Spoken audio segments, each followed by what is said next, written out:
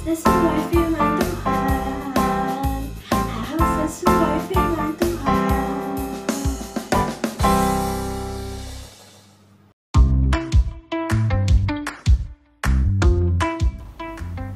Lalu Yesus membawa mereka keluar kota sampai dekat Betania. Di situ ia mengangkat tangannya dan memberkati mereka. Dan ketika ia sedang memberkati mereka, ia berpisah dari mereka untuk angkat ke surga. Mereka sujud menyembah kepadanya, lalu mereka pulang ke Yerusalem dengan sukacita. Hai Chef, lagi baca apa nih? Oh, aku lagi baca mengenai Tuhan Yesus. Oh iya, minggu ini kan kita sedang memperingati hari kenaikan Tuhan Yesus. Nah sekali Bel, firman Tuhan juga berkata bahwa Tuhan Yesus akan ke surga dan menyiapkan tempat untuk kita yang akan datang kembali untuk membawa kita bersama dengannya. Wah, luar biasa ya Tuhan Yesus. Oleh karena itu, kita harus mempersiapkan diri untuk memberikan yang terbaik untuk Dia. Betul sekali Bel. Nah kita akan mulai ibadah. Teman-teman sudah siap? Oh yes! Teman-teman, ingat ya, kita harus bersungguh-sungguh dalam memuji dan menyembah Tuhan. So are you ready? Let's start!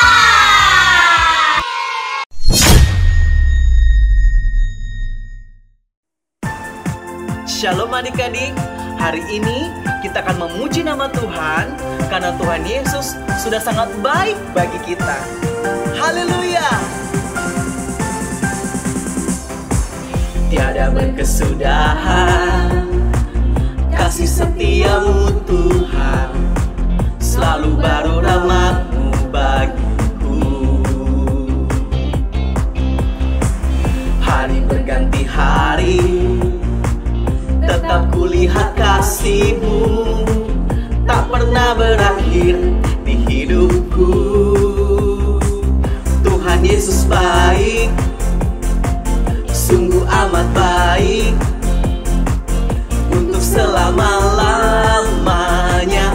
Tuhan Yesus baik, Tuhan Yesus baik, sungguh amat baik, untuk selama-lamanya. Tuhan Yesus baik. Tiada berkesudahan kasih setiamu Tuhan, selalu baru rahmat-Mu bagiku. Hari berganti hari, tetap kulihat kasih-Mu, tak pernah berakhir di hidupku.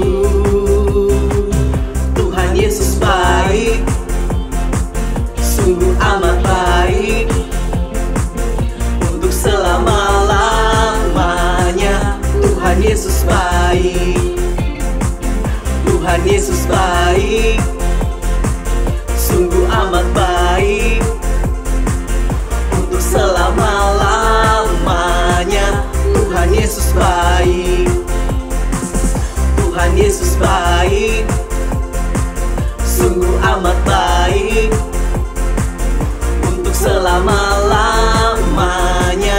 Tuhan Yesus baik, Tuhan Yesus baik, sungguh amat baik, untuk selama-lamanya. Tuhan Yesus baik, untuk selama-lamanya, sampai selama-lamanya. Tuhan Yesus baik. Haleluya. Haleluya. Kami mau lebih lagi masuk di dalam hadirat-Mu. Kau Allah yang dahsyat, Kau Allah yang baik. Tiada Allah seperti Engkau. Dan hari ini kami mau meninggikan Engkau dengan segenap hati kami.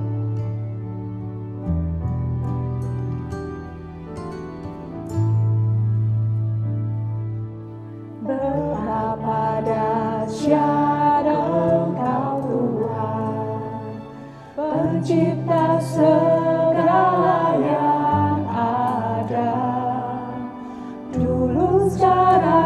sampai selamanya. Hanya Engkau Tuhan,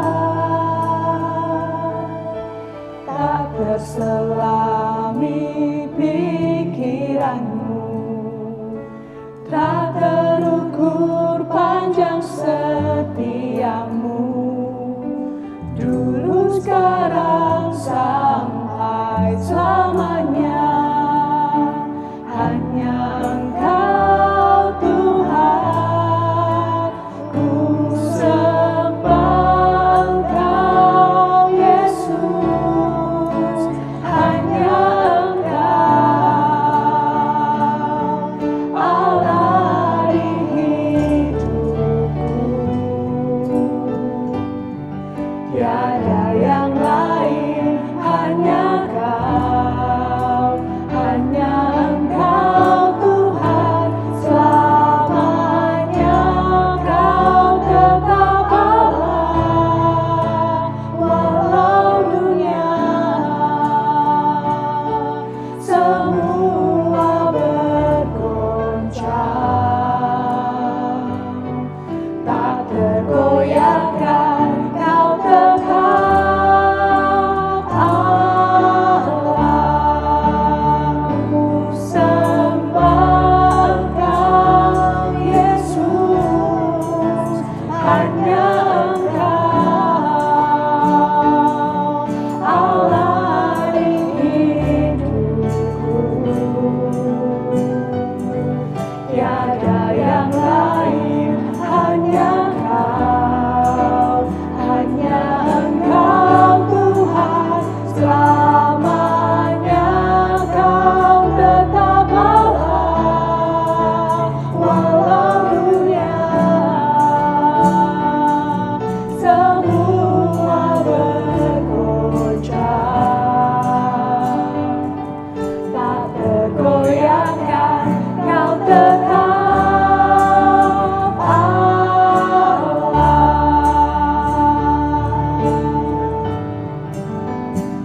Oh, kami sembah Engkau Tuhan, Kau Allah yang ajaib, Kau Allah yang dahsyat, kami mengasihi-Mu. Mari kita angkat kedua tangan kita, adik-adik, kita berikan pengagungan kepada Allah yang dahsyat.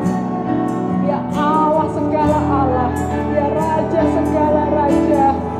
Oh, terima kasih Yesus. Oh, haleluya. Oh, kami mengasihi-Mu Tuhan.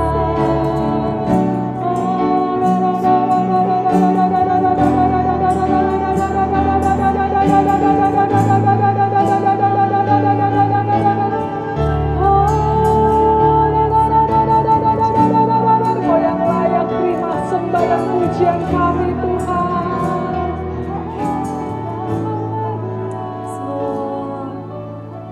Saat ini ya Tuhan Yesus, kami mau membawa hati kami untuk Engkau ya Bapa.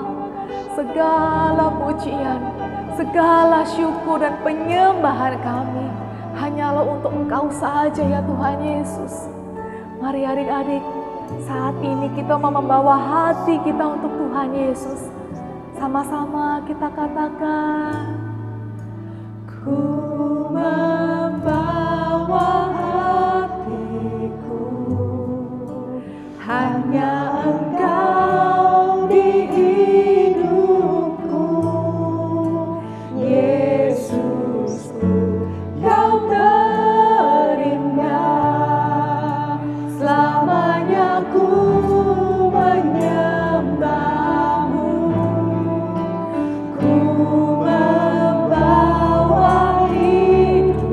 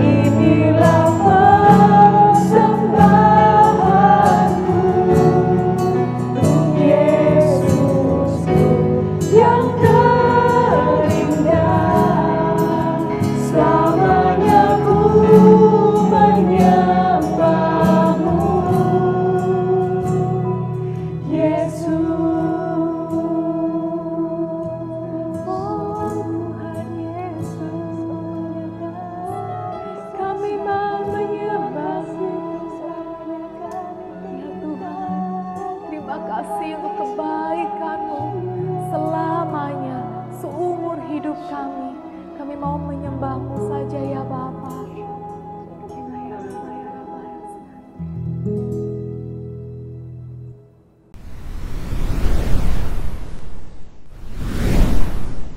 Mari teman-teman kita berdoa.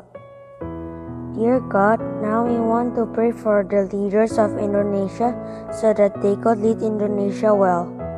Please guide them and protect them wherever they are. Please give them wisdom so that they can make wise decisions for Indonesia. God, please heal Indonesia from COVID-19. Please give perfect protection upon all the doctors and all the medical teams so they could heal all the COVID patients well. We pray for all the churches in Indonesia so that they can be a unity and more people will believe in you and more people can be saved by you. In Jesus' name we pray, amen. Mazmur 91 dalam lindungan Allah. Orang yang duduk dalam lindungan yang maha tinggi dan bermalam dalam naungan yang maha kuasa akan berkata kepada Tuhan, tempat perlindunganku dan kubu pertahananku, Allahku yang kupercayai.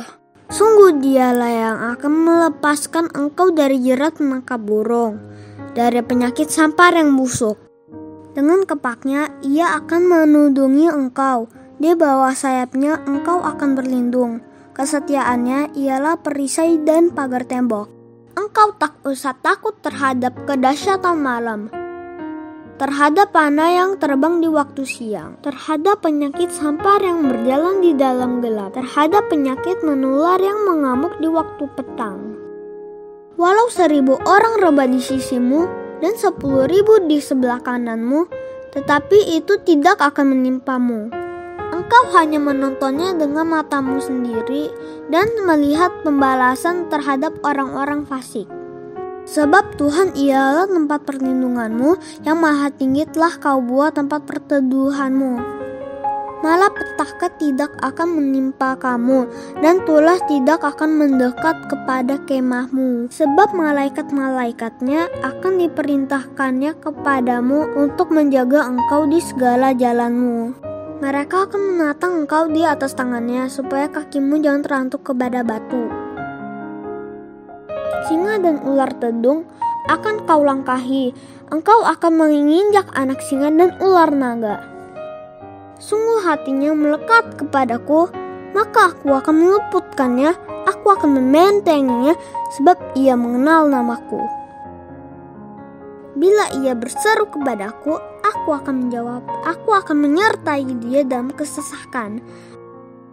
Aku akan meluputkannya dan memuliakannya. Dengan panjang umur akan kukenyangkan dia, dan akan kuperlihatkan kepadanya keselamatan daripadaku.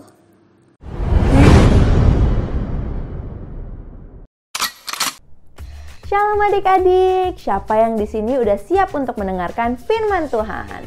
Oh iya, sebelumnya aku mau memperkenalkan diri dulu ya. Aku adalah salah satu gadis yang bijaksana. Pasti kalian bingung kan ngapain ya aku ada di sini hari ini? Jadi, aku di sini mau cerita tentang kisahku dan teman-temanku tentang berjaga-jaga. Apa ya maksudnya tentang berjaga-jaga? Gini deh. Misalnya nih, kalian tahu besok kalian ada ujian di sekolah. Apa yang bakal kalian lakukan? Pasti kalian akan berjaga-jaga dan kalian akan mempersiapkan diri kalian dengan baik. Dengan cara kalian belajar, kalian mengerjakan latihan soal, dan juga kalian pasti berdoa supaya nilai ujian kalian besok bisa bagus. Nah, tapi kalau misalnya kita berjaga-jaga untuk kedatangan Tuhan, maksudnya apa ya?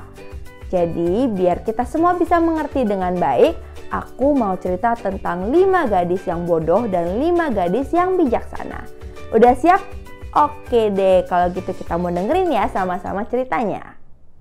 Tuhan Yesus pernah berkata, maka kerajaan surga diumpamakan seperti 10 anak darah yang membawa pelita mereka dan menunggu mempelai laki-laki. 5 di antaranya bijaksana dan 5 bodoh.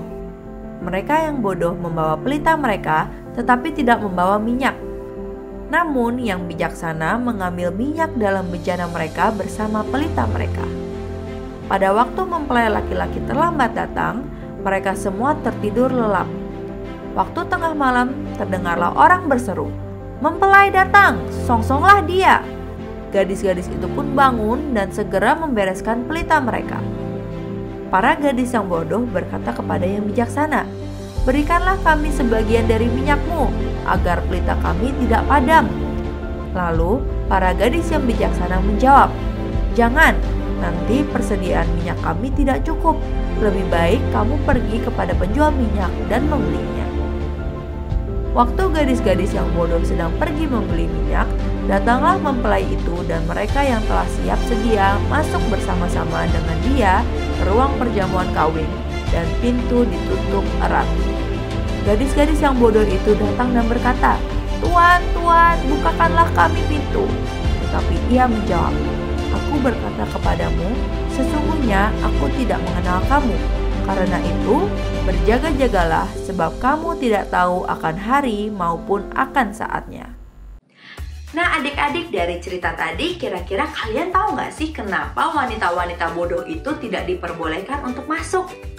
Iya benar adik-adik, karena mereka itu tidak berjaga-jaga. Mereka seharusnya sudah membawa minyak untuk pelita mereka, agar ketika mati mereka sudah punya cadangannya.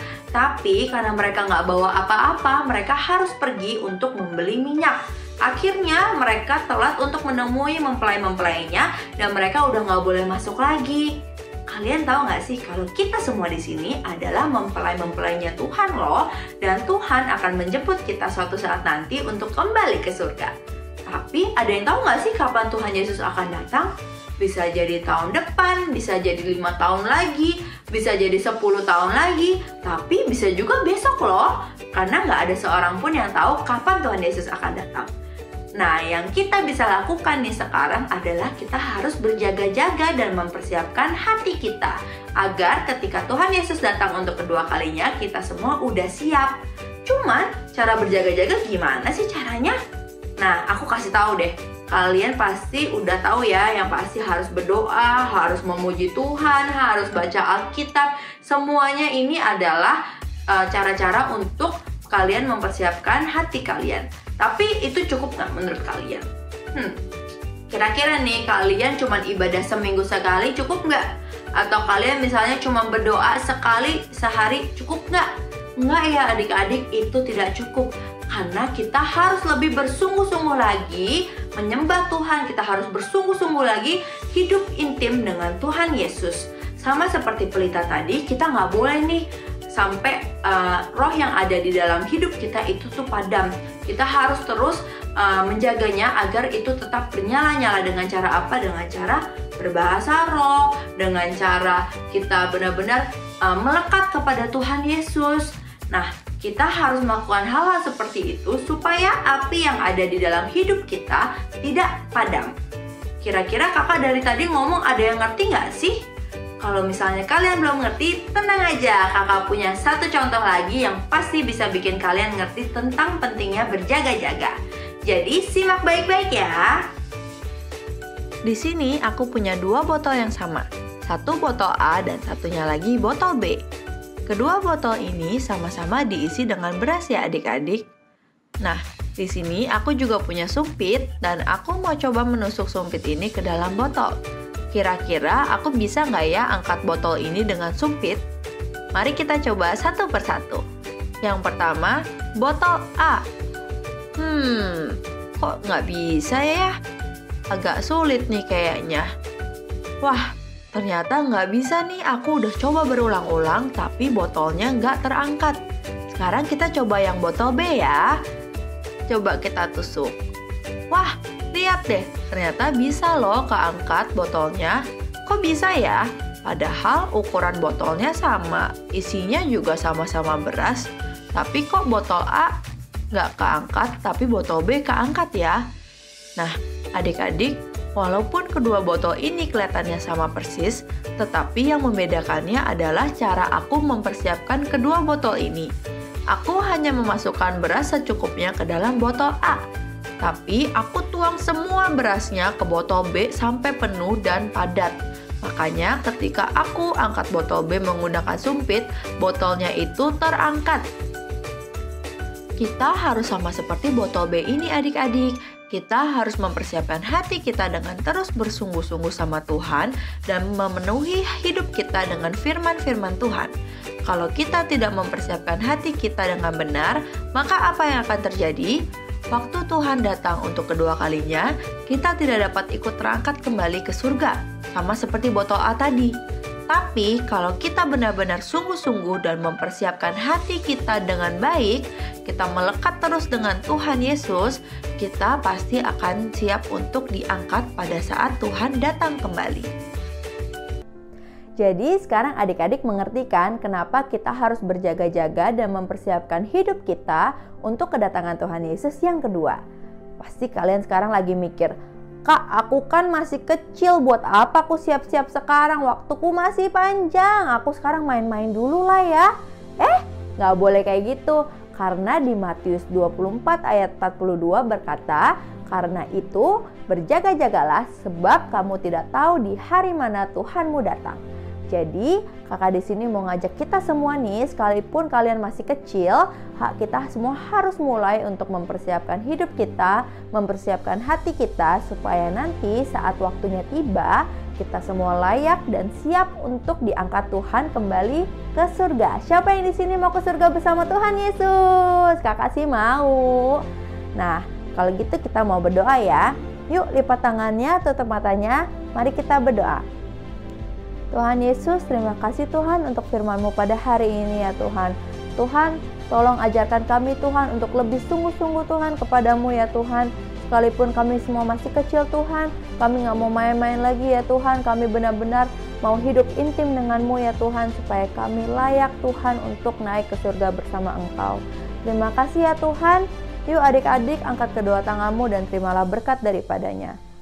Kiranya berkat dari Allah Bapa, damai sejahtera dari Tuhan Yesus Kristus, dan persekutuan yang manis dengan Roh Kudus menyertai kalian semua dari hari ini sampai selama-lamanya. Yang percaya sama-sama katakan amin. Tuhan Yesus memberkati.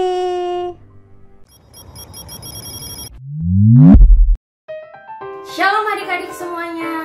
Nah, tadi kita sudah mendengarkan firman Tuhan ya adik-adik. Sekarang Kak Murni mau ajak adik-adik untuk membuat lampion indah. Yuk kita mulai sekarang.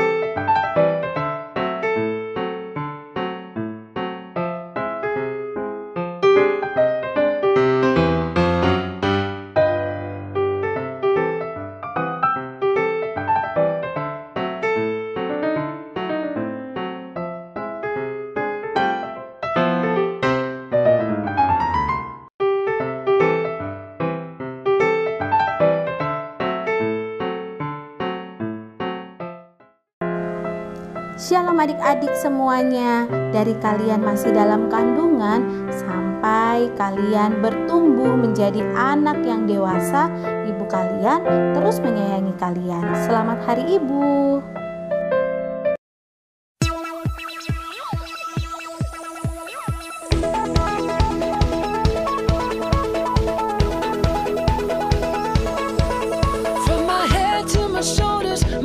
To my toes, I praise the Lord every day with my eyes and my ears, my hands and my feet. I praise the Lord every day with my mouth talks. I will praise the Lord where my feet walk. I will praise the Lord with a smile on my face. I will praise.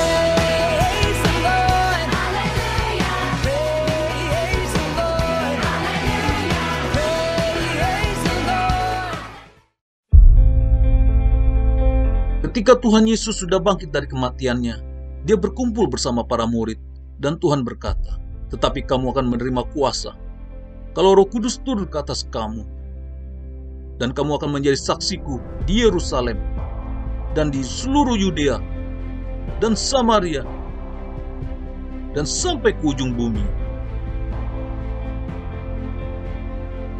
Maka terangkatlah Tuhan Yesus ke atas surga, dan para murid mulai berkumpul di Yerusalem. Mereka menanti-nantikan Tuhan dengan bersati dan berdoa.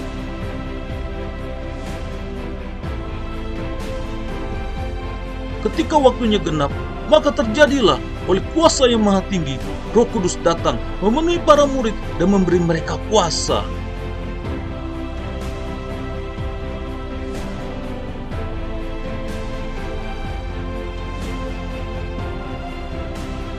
Mari adik-adik, kita berkumpul bersehati dalam acara The Pentecost pada hari Minggu 23 Mei 2021 di ibadah online dan Kids Zoom. Roh Kudus pasti memenuhi kita dengan kasih dan kuasa-Nya. Amin.